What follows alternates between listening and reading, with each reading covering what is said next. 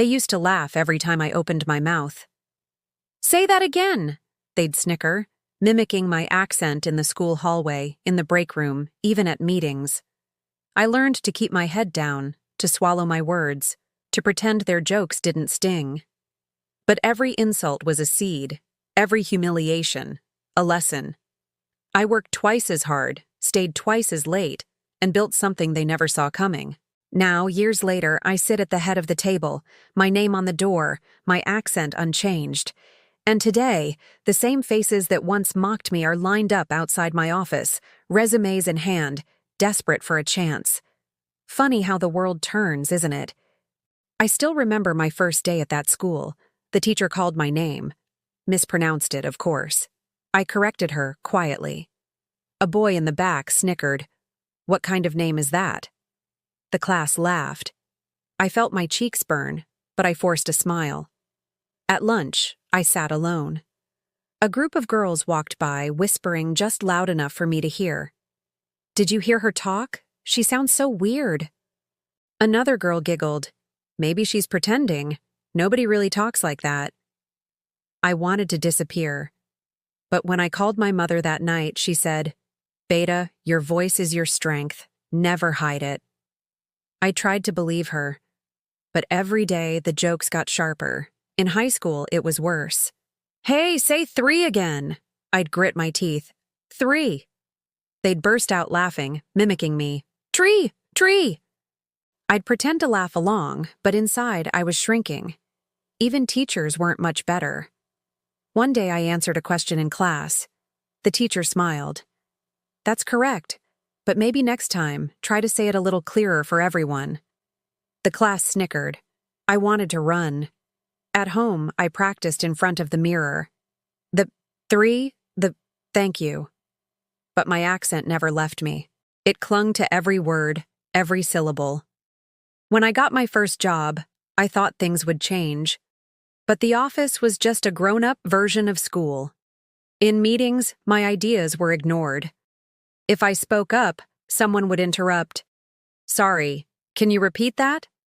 Or worse, "We just love your unique way of saying things." One day, in the break room, I overheard 2 colleagues. "She's smart, but that accent? Clients won't take her seriously." The other replied, "She should just stick to emails." I went home that night and cried. But then I remembered my mother's words. "Your voice is your strength." So I started staying late, working harder than anyone else. I took on projects nobody wanted. I listened. I learned. I built skills in silence. I stopped trying to fit in. Instead, I started planning how I'd stand out. And every time they laughed, I told myself, "One day, you'll wish you'd listened." I stopped waiting for approval. Instead, I started listening. To podcasts, to audiobooks, to the way successful women spoke in boardrooms. I mimicked their confidence, not their accent. At work, I volunteered for every tough assignment. When my boss asked, "Are you sure you can handle this client? They're particular," I smiled. "I'm sure. Let me try." The first meeting was a disaster. The client interrupted. "Sorry, I can't understand you. Can someone else explain?" My boss jumped in. "I'll take it from here." Afterward, he pulled me aside. "Don't take it personally. Maybe stick to back-end work for now." I nodded, but inside, I was boiling. That night, I called my mother. She listened quietly, then said, "Beta, you have 2 choices. Change yourself for them, or change the world for yourself." I chose the second. I started freelancing on the side. Small projects, international clients who cared more about results than pronunciation. One client in Singapore said, "You're fast and reliable. I don't care how you sound, I care what you deliver." That was the first time I felt seen. I built a portfolio, one project at a time. I saved every rupee, skipped every party, and poured my energy into learning, marketing, coding, design, negotiation. At work, the jokes continued. One day in the elevator, a colleague smirked. "So, when are you going to teach us how to say 3 properly?" I looked him in the eye. "Maybe when you learn to count past 2." He blinked, surprised. I walked out, heart pounding, but for the first time I didn't feel small. A year later, the company downsized. I was let go. No warning, no severance. My boss said, "It's just business. Good luck out there." I walked out with a cardboard box and a head full of plans. I called my mother again. She said, "Now you're free. Build something that's yours." So I did.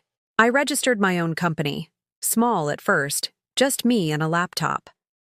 I reached out to every client I'd ever helped, every contact I'd made. Some ignored me, but a few remembered my work. I hired my first employee, a woman from my hometown with an accent thicker than mine. She said, "Are you sure? People say I sound funny." I smiled. "That's your superpower. Never hide it." We worked out of my living room, then a tiny office above a bakery. We grew, slowly, then all at once. Clients from around the world. Projects that paid more in a month than I'd made in a year. One day, I got a LinkedIn message. It was from Priya, the girl who used to mock me in school. "Hi, I saw your company is hiring. Would love to catch up." I stared at the screen, remembering her laughter echoing in the school hallway. A week later, I got another message from my old boss. "Hope you're well. I'm looking for new opportunities. Let me know if you're hiring." I laughed out loud. My company was now the fastest growing in the city. We had a waiting list for interviews. I called my mother. She said, "See, your voice built this." But the best was yet to come. We announced a new round of hiring, open to all, no language requirements, just skill and heart. The applications flooded in, and as I scrolled through the names, I saw them.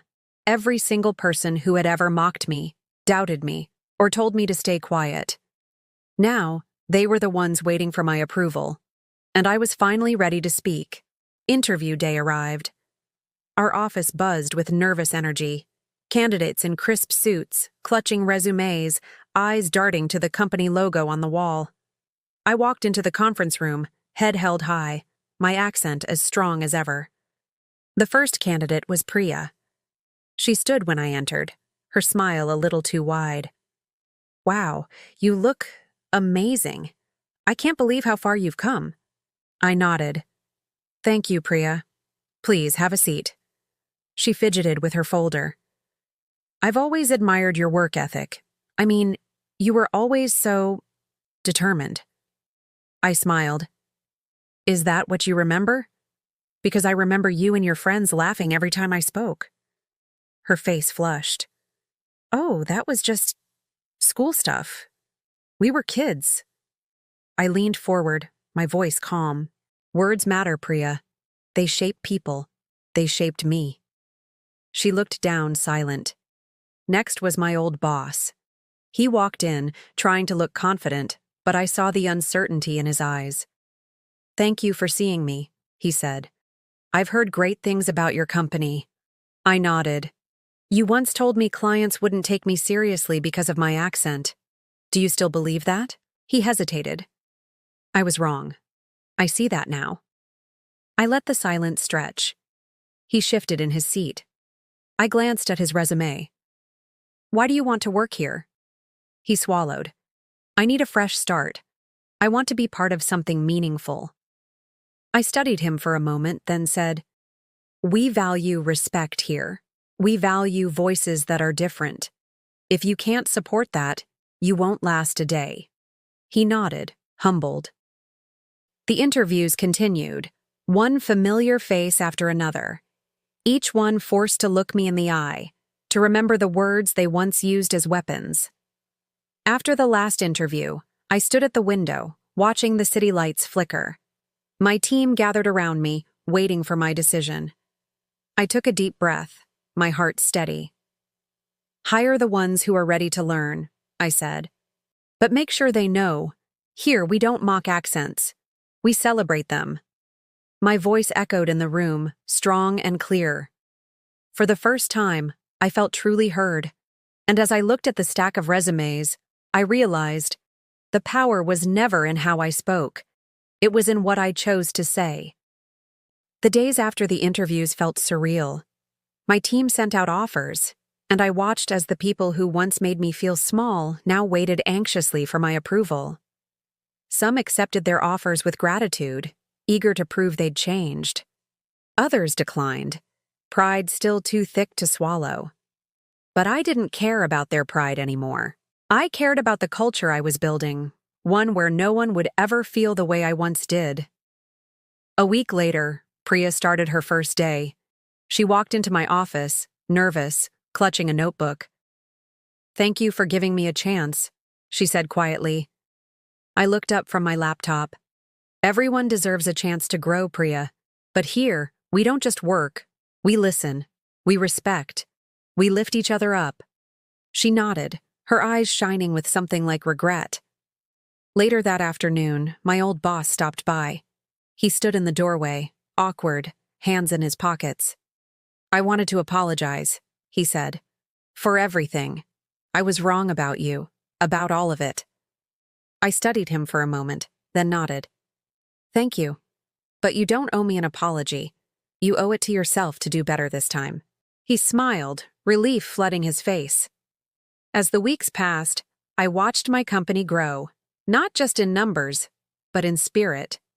People from all backgrounds, all accents, all stories, working together, learning from each other. One day, during a team meeting, a new intern hesitated before speaking up. Her accent was thick, her voice trembling. I caught her eye and smiled. "Your idea matters. Say it in your own words." She did. And it was brilliant. After the meeting, she pulled me aside. "Thank you for letting me speak. I was always told to stay quiet." I squeezed her hand. "Never let anyone silence you. Your voice is your power." That night, I called my mother. She answered on the first ring. "Beta, how is everything?" I smiled, tears in my eyes. "Everything is good, Amma. I finally understand what you meant. My voice really is my strength." She laughed, proud and warm. I always knew it. As I hung up, I looked around my office, the company I built, the people I inspired, the life I created from the ashes of every insult. I realized that true revenge isn't about making others suffer. It's about rising so high that their words can't reach you anymore. It's about turning pain into power and silence into a symphony. So, to anyone who's ever been mocked, doubted, or told to stay quiet, remember, the world will try to define you by your differences. But one day, those same differences will be the reason they remember your name. If you had the chance to face those who once humiliated you, would you choose revenge, or would you choose to lead?